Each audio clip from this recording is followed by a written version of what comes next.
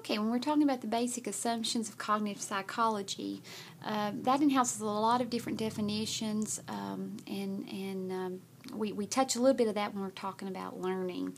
So cognitive processes influence what is learned. They are the specific things learners do mentally as they try to interpret and remember what they see, hear, and study, and we probably don't usually think about that. It just happens, and I guess we take it for granted.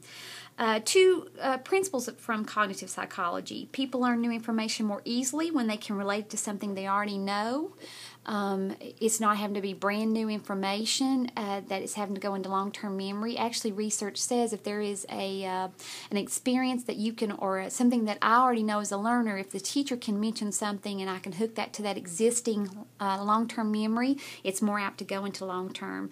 So as teachers, we should be relating it to something and helping the students to pull out of that database within their memory. People learn several pieces of new information more easily when they can relate the pieces to an overall organizational structure.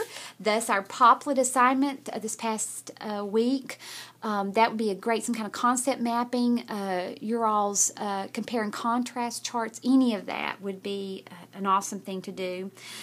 People are selective about what they process and learn.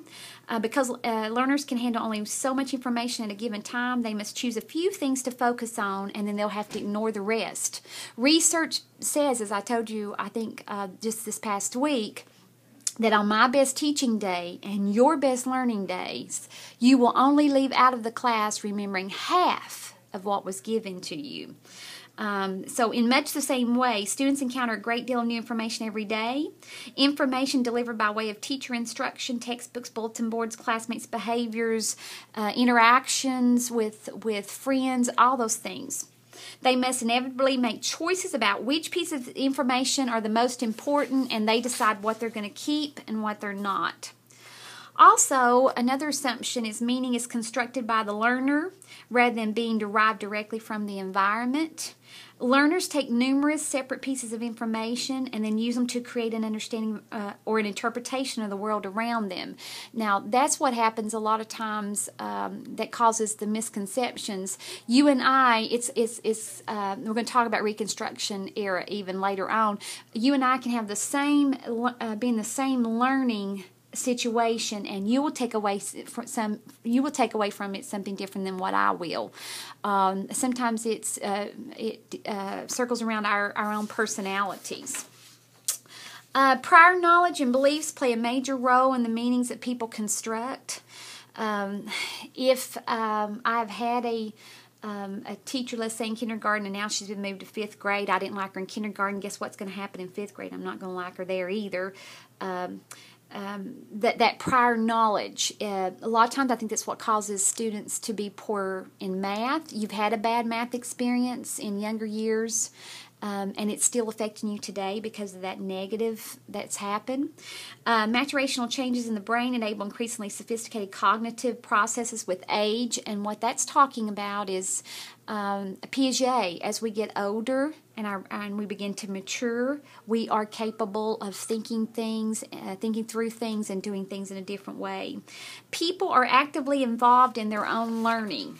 I can offer you the best lecture that you will ever have in your life. All kinds of the learning styles put involved in that lesson. But if you, the student, choose not to want to learn that material, there's nothing I can do. I cannot, as we talked about last time, I can't cut off the top of your head and pour it all in. If it was that easy, wow, everybody would be doing it.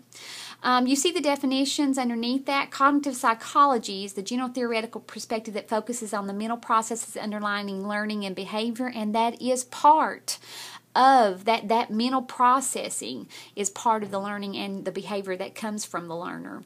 Cognitive process is a particular way of thinking about and mentally responding to a certain event or a piece of information. Construction is a mental process in which a learner takes many separate pieces of information and uses them to build an overall understanding or interpretation. It's like building a building, constructing a building. That's why the foundation must be laid very carefully, evenly, so that everything can build off of that. Constructivism is a theoretical perspective proposing that learners construct rather than absorb knowledge from their experiences. It's not as easy as it is just it's seeping through the skin or seeping through the skull. It's more than that. Individual constructivism is theoretical perspective that focuses on how people as individuals construct meaning from their experiences. And that goes back to what I see versus what you see, and how we interpret the same piece of information may be very different according to our personalities, our learning styles, and so on. All 5 of those are going to play a part in Chapter 6 and how we're going to confront the information. I attached here, an amazing 9-year-old. She had to have a little bit of help, but if this doesn't knock your socks off, I don't know. I was very impressed to hear this 9-year-old do what she did. Let me know what you think.